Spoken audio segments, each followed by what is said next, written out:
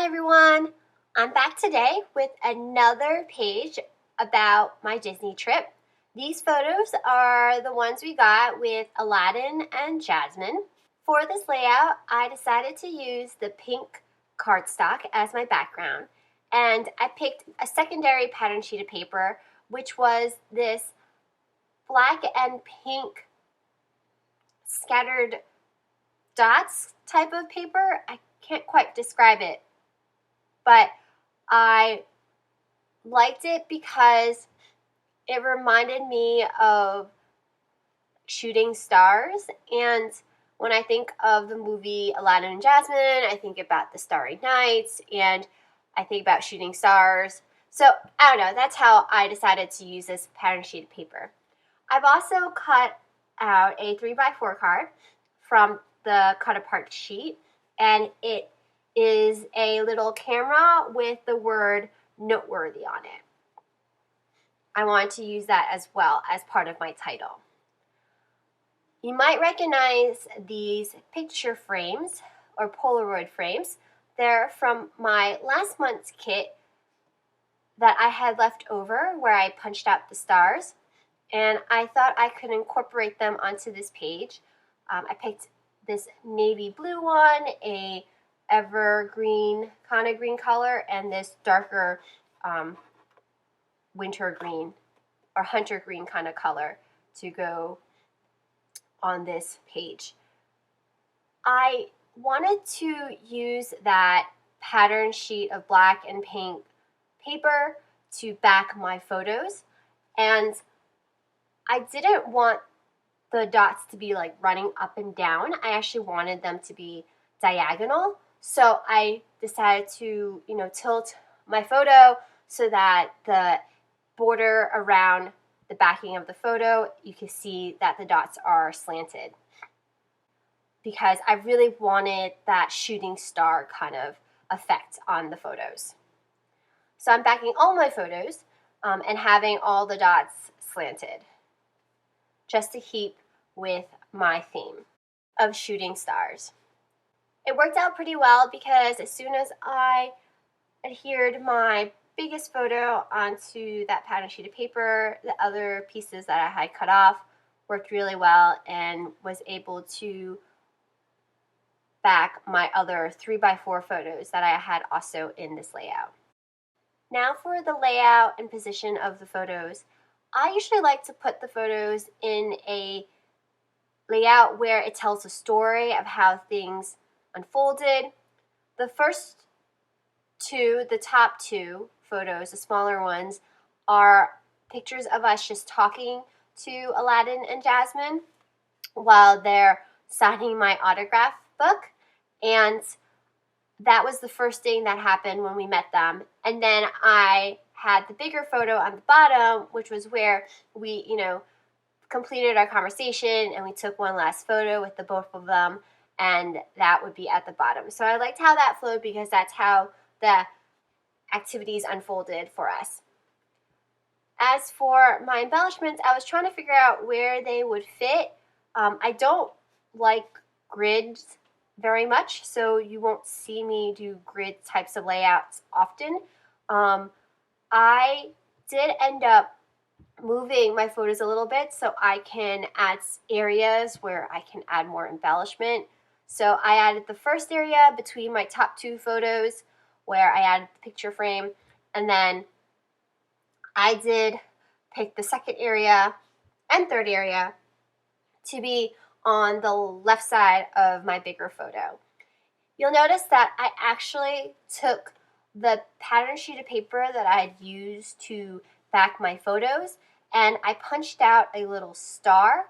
I'm planning to actually add this star right on top of where the hole is in the Polaroid. I'm actually going to add some adhesive foam dots behind them so that it adds a bit of dimension. I really like how it makes it pop.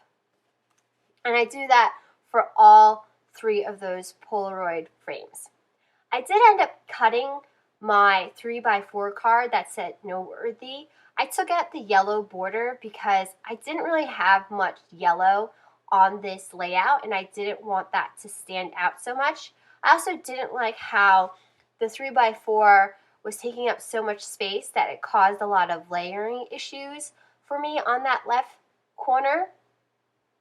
Once I was able to just cut it down to the camera and the word noteworthy, it worked out a lot better for the two frames that I was adding alongside with it. I did decide to add my typed journaling into the middle of my page between my upper two photos and my bottom photo. I wrote about how I saw the sign that Jasmine and Aladdin were going to be visiting the Morocco Pavilion at Epcot, and I really wanted to meet them. Our issue was that we were cutting it really close to our dinner reservation time at the French Pavilion, but I convinced my boyfriend to stand with me online and wait with me as they were going to be at the location, I think around 6 o'clock, and our dinner reservation was like 6:15 or something. So we did end up being late for dinner, but I was concerned that I wouldn't get another opportunity to meet them. I wasn't aware, or I didn't know the schedules of when the characters were where they were gonna be and when they were gonna be. So every time I saw a character meeting opportunity, I definitely took it and just made it work with our schedule. So it worked in our favor because we didn't miss dinner, which you'll see on my next layout, and it was really fun to just meet them and chat with them, and I was happy that I got to see them because I did not see them again the entire time we were at Walt Disney World. I decided I wanted to add these branches stickers to the photo.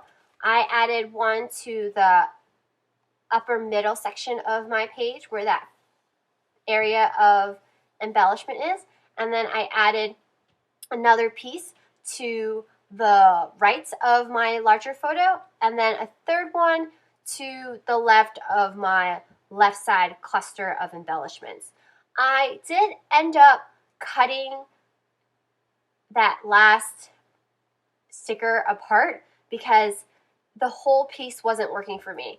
So if that ever happens to you where your sticker doesn't seem to fit with your layout, you don't always need to use the whole thing. I've kind of embraced how I can actually just take pieces of my embellishments that are working for me and just get rid of the others that aren't.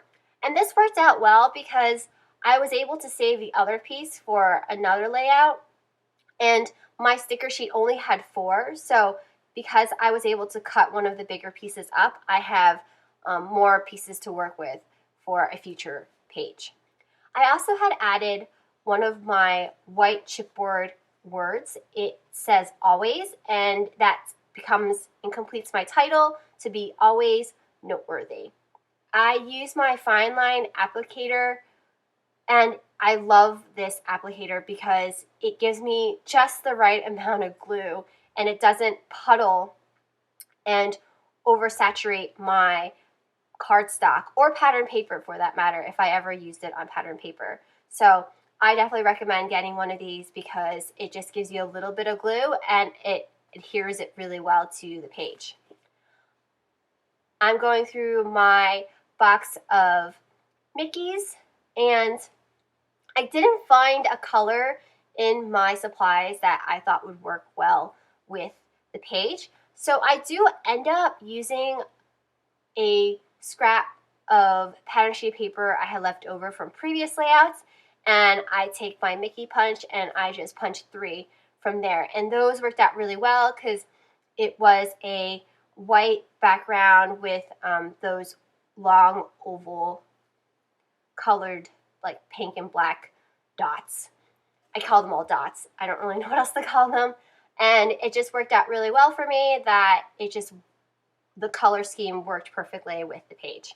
So I put one in the upper cluster. I put another one right below the word always. There's that weird gap, and I thought the Mickey fit perfectly right there.